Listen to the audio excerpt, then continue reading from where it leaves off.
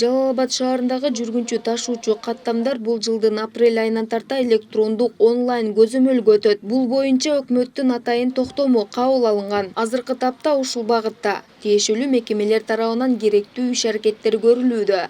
10 автобусга расчет кылсак 130 миңге алып келип коюп иштетип беребиз дешти. Анан күндө кеч келгенде флешкасын алып туруп биз компьютерге киргизип базага киргизе беребиз.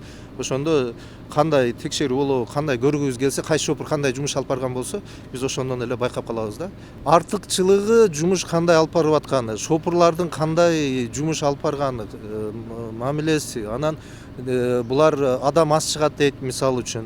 Действительно аз чыгып атабы, көп чыгып атабы. Ошо уже факт менен болуп калат да. Каладагы жүргүнчү ташуучу каттамдар менчигинин түрүнө карабай бул токтомду ишке ашырууга тийиш. Видео каттагыч орнотулбаган коомдук транспорттордун жүргүнчүлөрдү тейлөөсүнө жол берилбейт. Бүгүнкү күндө Жалал Абад шаардык мамлекеттик жүргүнчүлөр транспорттордун агенттиги видеокамера орнотуу боюнча айдоочуларга маалымат жеткирүүдө. Жоопкерчилиги чектелген коомдорго түшүндүрүү иштерин жүргүзүп атабыз. Бүгүнкү күндө 15%ке аткарылды бул. Шоферлор менен да сүйлөшкөн маалда кээ бирлери туура кабыл алып атат. Бүгүнкү күндө биздин маршрутниктерге куруу догматтар айтылып атат. Анын үстүгө алдыда баягы ДТП болуп кетиши мүмкүн. Анын ичинде баягы чөнтөк уруулар пайда болушу мүмкүн. Ошолорго бул жакшы бир өбөлгө болуп атат. 105 маршрут 100% кошулабыз. Ушу жолдо тыгындар пайда болуп атат. Ушу тыгындарга неме пайдасы тийип атат.